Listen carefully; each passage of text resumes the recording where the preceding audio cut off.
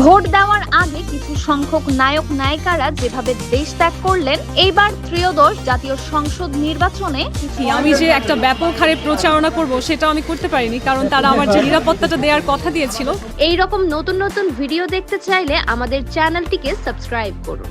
Video ভালো লাগলে like দিন, যদি কোনো পরামর্শ থাকে অবশ্যই কমেন্ট করে জানাবেন এবং অন্যকে দেখার জন্য শেয়ার করুন।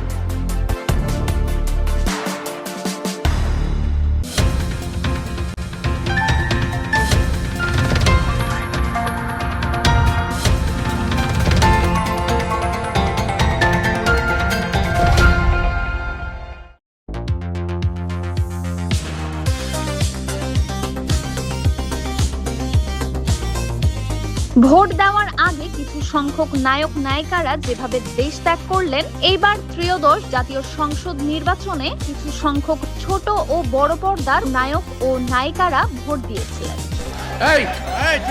কার কথা বলতেছ? নামটা পরিষ্কার বলো তো, কার কথা বলতেছ? ঢাকা শহরে সবাই জানে মির্জা আব্বাস চাঁদাবাজ। বিদেশে যারা আছেন এক সময়ের জনপ্রিয় অভিনেতা ও অভিনেত্রী যেমন মৌসুমী, শাবনূর, কাজী মারুফ, বাংলাদেশের রূপালী পর্দার বিখ্যাত ভিলেন শক্তিমান অভিনেতা আহমেদ শরীফ, তারা সবাই বর্তমানে বিদেশে বসবাস করছেন অনেক দিন যাবত। প্রশ্ন হলো, দেশে না থাকলেও পোস্টাল ভোটের মাধ্যমে প্রবাসীরা যেমন ভোট দিয়ে থাকেন তেমনি ভাবে তারাও ভোট দিতে পারবেন। তারা কি তাহলে পোস্টাল ভোট দিয়েছিলেন এবারের ত্রয়োদশ জাতীয় সংসদ নির্বাচনে? মেঘনা আলমকে ঢাকা ৮ আসনে সবাই ট্রাক মার্কাতে ভোট দিবেন। গণ অধিকার পরিষদ থেকে মেঘনা আলম, তিনি আলোচিত ও সমালোচিত মডেল ও নায়িকা, যা বর্তমানে ধারাবাহিক একটি নাটকে অভিনয় করেছেন তিনি। নাটকটির নাম মহল্লা। তিনি এবার জাতীয় সংসদ নির্বাচনে সমালোচিত ঢাকা ৮ আসনের স্বতন্ত্র প্রার্থী হিসেবে লড়েছেন তার বিপরীতে হেভি ওয়েট ২ প্রার্থী এনসিপির নাসিরউদ্দিন পাটোয়ারি ও বিএনপির সাবেক এমপি মির্জা আব্বাসের সাথে। কার কথা বলতেছ? নামটা পরিষ্কার বলো তো, কার কথা বলতেছ? ঢাকা শহরে সবাই জানে মির্জা আব্বাস চাঁদাবাজ। মেঘনা আলম ৩টি আসনে প্রতিদ্বন্দ্বিতা করেছেন। কত ভোট পেয়েছিলেন তিনি তার আসনগুলো থেকে? মেঘনা আলম, তিনি ঢাকা ৮ আসন থেকে স্বতন্ত্র প্রার্থী হিসেবে তেমন কোনো প্রচারণাও করতে পারেননি। তার কারণেই তিনি তার ৩ আসন থেকে ৯টি ভোট পেয়েছেন। এই বিষয়ে ভোটের দিন সংবাদ সম্মেলনের মাধ্যমে তিনি আরো কিছু তথ্য জানালেন।